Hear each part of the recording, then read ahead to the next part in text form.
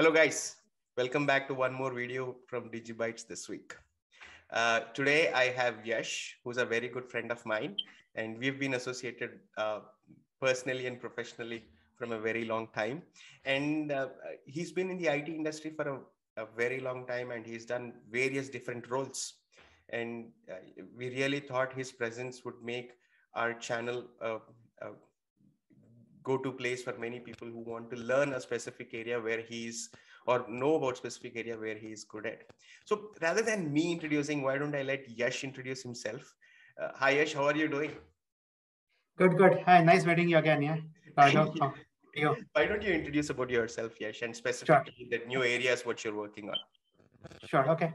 So I'm Yash. So I've been working in the IT industry for about 24 years now. So my experience has been mainly around the data metrics. So basically, when I say data, it's like migration of various data sources from the legacy systems to the CRM systems like Siebel, Salesforce, and most recently on the Microsoft Azure platform. So this is in short about but I've executed various roles as a developer, as a manager, as a business analyst, as a data analyst, and as a data engineer currently. So this is about in short about brief about myself. What have you been recently working? You've just told about Azure and data engineering. Or what is the latest cool stuff what you've been doing? Okay, so I think I don't know whether you already know, but you might already be knowing. In fact, you're in the data field. So data science and data engineering are actually correlated. So basically, when a data scientist has to work on data, so data has to be cleaned up, transformed before a machine learning engineer or data scientist can do actual perform actual analysis on the data and apply algorithms. Okay, so most recently, my role has been around this area. So in the Azure platform. So basically, my role I mean bring into all the data from various sources like Amazon S3s, from CSVs, from various other systems like Salesforce.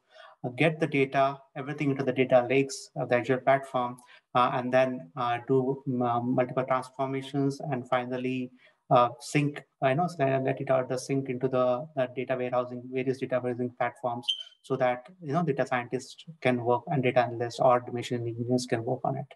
Correct. So it's so many exciting things in a nutshell. You said data science and data engineering, and so different kinds of data you're already pulling in.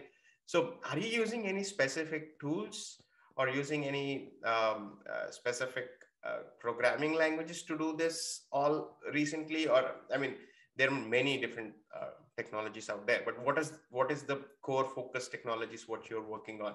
Let's say somebody wants to learn data engineering, there are so many options. So what do you focus generally on? Okay, so currently, as I mentioned, it's on Microsoft Azure. So I've been working on Data Factory, Azure Data Factory, and primarily on Azure Databricks.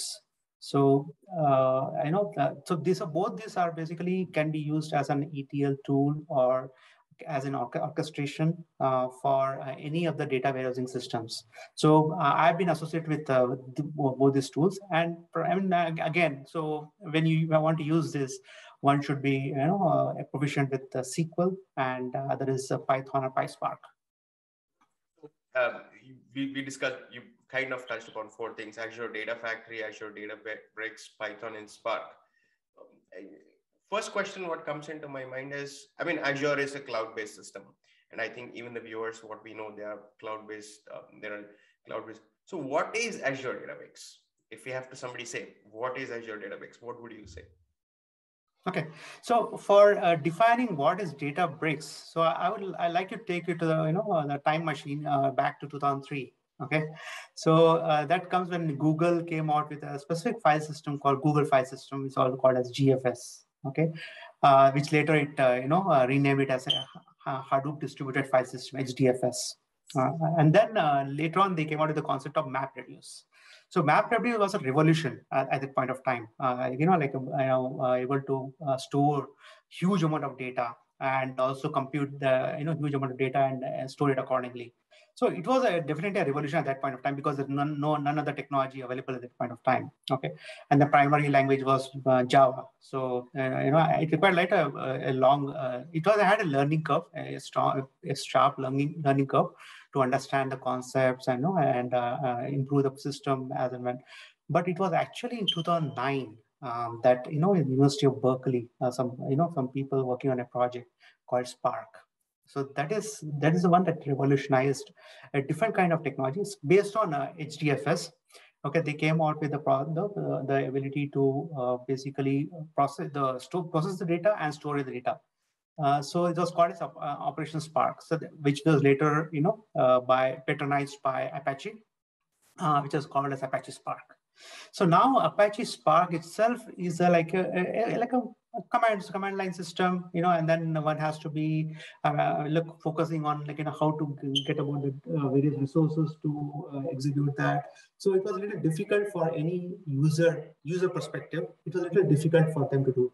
So that is when Databricks came into picture. So the same founders of Spark, they came out with a company called Databricks, which provided a user interface to work on the Spark's ecosystem. So basically, you will have multiple clusters, you have multiple resources, and to execute all this and process data, and then transform it, and then basically, provide it to the end users or consumers, basically. So Databricks, basically, I would say it was founded sometime in 2013, and then later on, there are multiple versions on top of it, which made it more and more viable to the current environment, and ensure that there are, like, as you say, the ecosystem, we have like 3 V's, right? Volume, velocity, and variety. So variety. So basically, to take care of all these features with the help of a good UI, so that the user doesn't have to worry about it, or and the security aspect. So, and that is when they had Microsoft had a small investment in Databricks as well. So they embraced the Azure platform as the very first cloud platform, because a huge amount of data required cloud platform to store a huge amount of data. So this is the evolution of Databricks. So I mean, it's still developing, and it's become very popular in terms of data engineering as well as data science platform. It's so fascinating. If you see the story, you said it started with 2003 Google MapReduce, and finally Microsoft invested in something a similar, completely a competitor of MapReduce algorithm, converting into Spark, then Apache Spark, then Databricks, and Azure, Microsoft investing into the same kind of algorithm probably 10 years later. And it's all happening. So in a nutshell, what we can say in a concise way is an easier data engineering platform to execute Spark cores, of course, and then different other aspects to it. But did you see any natural transition of companies who were using, because let's say people who want to learn Databricks, right? Then one technology, what we have discussed till now, is learning Spark might be something which is important. That looks like one thing. So companies which have been working on Spark, are they naturally transitioning into Databricks, or it's a completely, what kind of companies are there in Databricks? Or what's your view on that? Okay, so again, they are currently working on Spark is nothing different. So basically, you're building a UI layer on top of the operation Spark. So underlying under the hood, you have Spark working on. So it's basically how you create the clusters, manage the clusters, and then do various programming techniques, and then process the data, how to ingest the data, how to transform the data, and then finally how to load the data. Is everything managed in a form of notebooks. So database has come out with a format for notebooks, wherein you can do all this control, all this programming on these notebooks. But underlying, you still have to invoke the Spark clusters. So and then yeah, so the company has to basically embrace this. It's very simple. If you're already on Spark, you basically the license of Databricks and make the life easier. So they don't have to concentrate on all the security aspects or anything. Everything will be managed by Azure platform. It's a cloud. So basically, and then a very important aspect is Databricks is on all the 3 major clouds: the Azure cloud, the AWS, as well as GCP. So it's like I would say a cloud agnostic tool. So you learn Databricks, and then you can go to any of this cloud platform. Basically, it's a matter of how you store the data, whether you store data in Azure Data Lake, or you store in S3 in Amazon, or you store in the Google file system. The point what we are also stressing, Yash, is like if the company has already resources or talent which is there on Spark, for them to learn Databricks and grow, it's sometimes more viable solution. As you said, it's more viable, and probably they're also going to this. Before coming to this, the reason where I'm going is, before coming to this call, I did some research, and I read everywhere around that Databricks is a Lakehouse architecture based platform, and a unified platform, and a Lakehouse architecture platform. Even though you're a programmer, you're trying to get into an architecture which is a data lake plus warehouse. So what is this Lakehouse architecture, and if you can touch upon that, what is that Lakehouse architecture, and how does it really solve the problem of, what problems does it solve? And what challenges it is, and what problems does it solve? Okay, so coming to Lakehouse, so how does this Lakehouse come into picture, right? We have lake and then house. So lake comes from data lakes, and house comes from warehouse. So basically, Lakehouse is nothing but the combination of data lakes with data warehouse. So that makes it Lakehouse. So basically, it's the power of data lakes, the storage of power of data lakes, and the structured, formatted data that lies in warehouse. That is what we have in Lakehouse. So, and then we have other architecture like, Lambda architecture. Okay. So now why we have this different architecture is basically there are multiple ways to, like we have two kinds of data, right? Either we have batch or streaming data. Okay. So batch, like I know it was very, I think until now, all the data warehouses were taking care of the batch data with no issues. They were, you can see multiple competitors for data warehousing, right? Like Informatica or any of this. But when it comes to streaming, so that is when the challenge started. So that is where the Spark is a pioneer. And then when you say Spark, it's the Databricks. So basically, Lakehouse is nothing but the combination of this batch and the streaming data, and process it and send it across to the various groups of consumers, like the data scientists, the data analyst, or whoever wants to work on this. So this is in short about the Lakehouse. So now if you want to go deep into Lakehouse, like we call as Delta Lakes. What is Delta Lake? A Delta Lake is a open storage layer on top of data lakes. So now what is data lakes? Data lakes again is like a storage mechanism. But again, can data lakes be dependent on? No, because data lakes is like a storehouse for all kinds of data, structured, unstructured, and it can become data swamp if we don't take care of it properly. And you cannot, there are multiple disadvantages of using just the data lakes. Thing is, like you can allow dirty reads, for example. Okay, and then it doesn't support ACID properties. I think many of the database practitioners who know about ACID, atomicity, consistency, isolation, and dependency, no, durability. Sorry. So this is when Delta Lake gives all these features, which is encapsulated within the Lakehouse architecture. You are saying what this Lakehouse architecture for a student like me is, we have taken the best practices everywhere and combined and they have come up with a platform where it takes best practices from the data lake and data warehouse, and also the ACID properties, what you said. And so everything, whatever the best is there, let's combine everything and package into an architecture and call it Lakehouse architecture. Correct.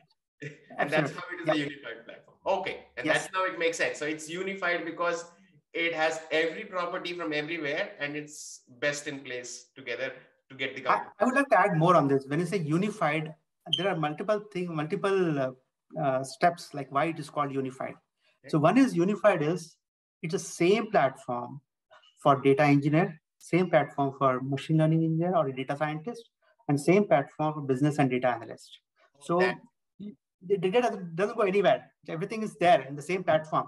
Okay, or basically there's no transfer of data from one place to other. Same platform people are working. So let's say I'm as a data engineer, I would say data is ready. And that data scientist and data analyst can simultaneously work on the same platform without any ingestion or anything as such. So that is the power of unified. That way it is unified. So all three different kinds of roles work on this similar looking platform, such that it is, for you, it might be engineering the data. For them, it might be doing some scientist kind of work for data scientists. And a third one, what was the one? Data analyst is what you said, probably. Right? Data analyst. Data analyst. So he or she will be doing analysis of the data right there in the same platform. Yeah. I would like to correct here. It's not similar. It's the same. The same platform. It's the same. Because platform. It's a matter of tabs. You have tabs in between. You say if you want, as a data engineer, you can click on the tab and you start working on it. You click on the next tab. It is data scientist tab. Next tab, data analyst tab. It's the same platform. There's no similar platform. So that cost saving for companies. Absolutely. So basically, otherwise, if you implement some other technology, you have to go for various tools, like a combination Frankenstein monster, right? Basically, get that tool, license of that tool, and then you have to manage all you have the headache of managing all the licenses, payment to different vendors. So that licensing thing is not there at all. And you just a single platform, where all of the people who are related data can work on the same platform, and that's it. Very good. I mean, so Yash, I think this is very good, probably for experienced people. I would like to switch gears a little bit for students and people who want to learn Databricks then, because it's so exciting. It looks like a very competitive tool, very viable solution, and very cost-saving based tool. And I might be wrong. I see a great future for this technology because it's on cloud agnostic and it is a unified platform. Multiple roles can be played and you see a cost saving. So I feel big organizations, small organizations, any kind of organizations will be going towards this tool if it solves their cost and other kind of thing. And, being the next data revolution, what's happening, we can have the students of the next era who are coming out, learn about this technology. How easy is it to learn Databricks? Is it like click of a button, download, or there's a student version? I don't know if it is. If you know if you don't know, that is also fine. And what kind of technologies they have to learn? Where do they start? As an experienced person, if you are in their shoes, how do you recommend them and what do you recommend them? Okay. So Databricks, when you say unified, there's another definition to why it is unified. The reason is it supports multiple languages. So in the same notebook, you can do different kind of programs. Okay, you can do Python, which is called PySpark. You can do R, you can do Java, you can do Scala, which is a native language. So one doesn't have to. So let's say a person knows Java, so you can start working on Databricks with Java, knowledge of Java. One who has SQL, you can start working on the notebooks using SQL. He doesn't have to learn any new language for that. So that is the beauty of this product.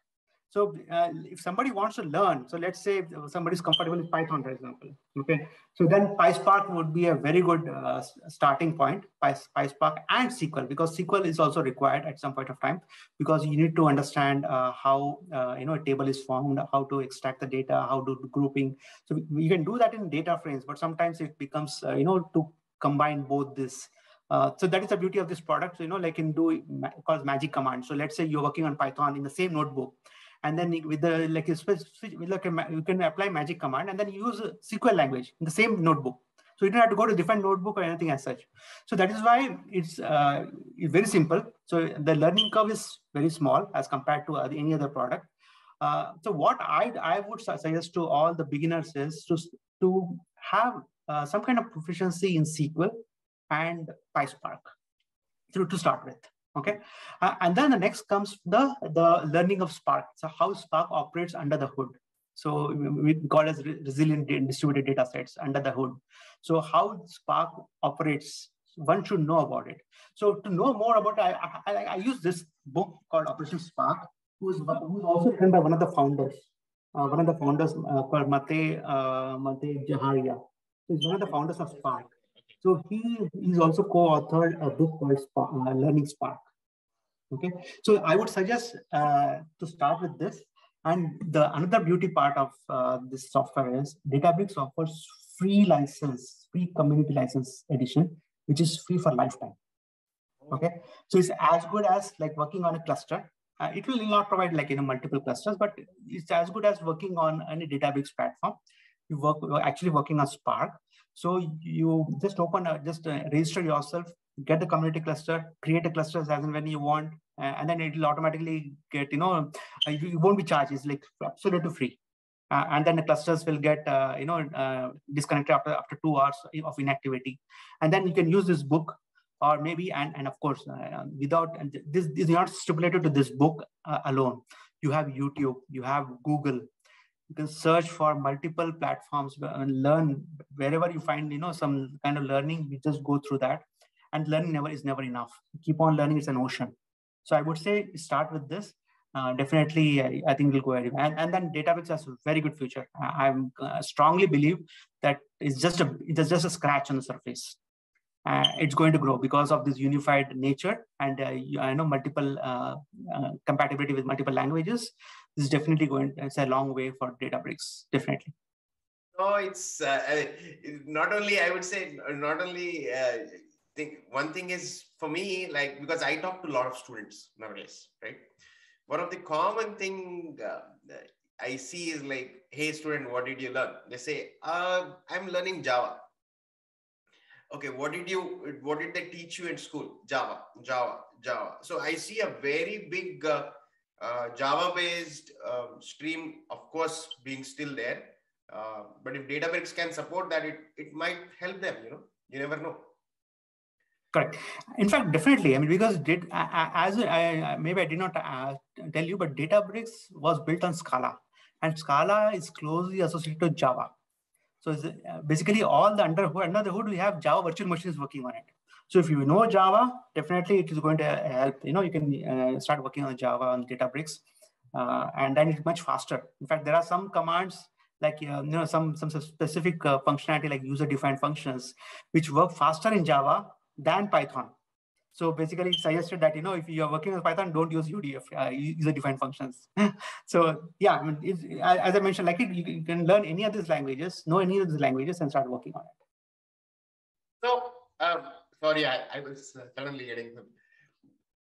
If a student, you said there are a lot of learning opportunities for Google, YouTube, and all these aspects, and you already said that's a tip of an iceberg. There is just a scratch right now. If you have to wrap up, any last minute recommendations for anybody like an experienced person or a student or anybody who wants to learn Databricks, anything you want to put it out there? Because I think we covered a lot: Lakehouse architecture, unified platform, Spark, R, Python, Java. There's so many things we have already covered, and a community version is already available. Any last steps, any last comments on Databricks, and what are your recent learnings, and what do you want to learn next? That is also, I mean, for something for them. And what are you planning to do? I mean, everybody, as you just said, learning is a continuous journey. What are your next learning goals and tips? Yeah, honestly, to encourage people, I never liked programming, but okay, PySpark made me fall in love with PySpark. We did so. For people who fear programming, I would say go for it. Practice. Even people who don't like to program and don't know programming, the learning curve is shorter for PySpark. So basically, you're not building any application program. Application program makes it more difficult, like Python, for example. But this PySpark, which works specifically on data. So what I would say is go for it. I mean, if you fear, remove the fear by just embracing the challenges. Go for it. I know basically when I can learn, I would say anybody can learn. So I'm like you can say like 25 years after 25 years I'm learning, kind of learning, still learning. Okay, so but learning never stops. So you have to keep learning on it. It's like some time. Like any technology, if you want to master, right, it will take more time. So don't get disheartened. Continue your efforts. And just to let you know, this data engineering is like one of the topmost job producers as of now, because whatever jobs that data engineers are doing, that was done by data scientists earlier. So which is why data scientist was in great demand until 2019. But 2019 changed everything. So now the more and more companies are separating out the role of data engineer and a data scientist, so that data engineer does his job of plumbing, building pipelines for data, and ensure that data scientists and machine learning engineers get the data. So basically, the jobs have been divided. So now there are more and more jobs that are open up for data engineers. One wants to aspire for it, go for it. I would say this is the best time to go for, learn data engineering. That's a very good tip for students, Yash, because right now, when we talk to people, most of them, what we see is, what do you want to become as a Java web developer? They also want to go data engineer, but they don't know where to start. Probably Databricks is that solution where they can start, and once the community grows, it happens. And people should also know that it is also a well-paid job. Right? There are two aspects to it.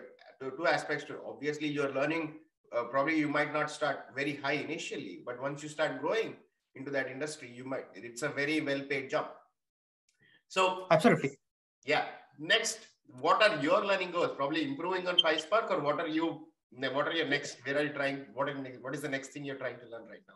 Okay. So I'm closely following how the industry is going towards data engineering. Of course, Databricks is making great progress, like in big strides. Okay. So I'm closely following Databricks, as well as currently I'm associated to Microsoft Azure.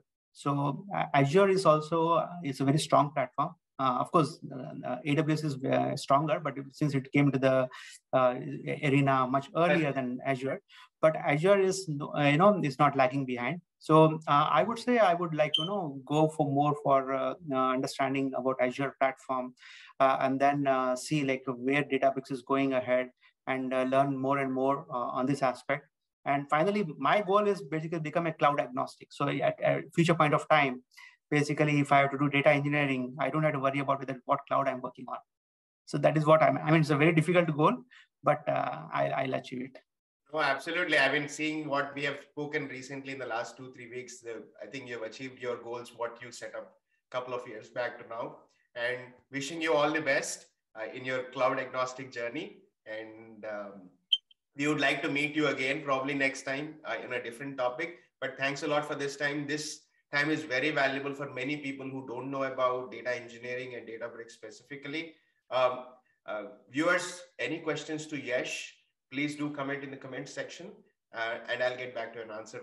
I'll get in touch with Yash and comment. I'll get the answers to you in the comment section. Thanks a lot, Yash. Have a great Sunday. Take care. Sure, thank you. Very, very nice talking to you. And I wish you all the best for people who want to aspire for data engineering. If any kind of help, I'm there to help. Please let Raghav know. I'm there to help any one of you. Thanks a lot, Yash. Take care. Bye-bye. Thank you. You too. See you till next time. Bye-bye. Yep.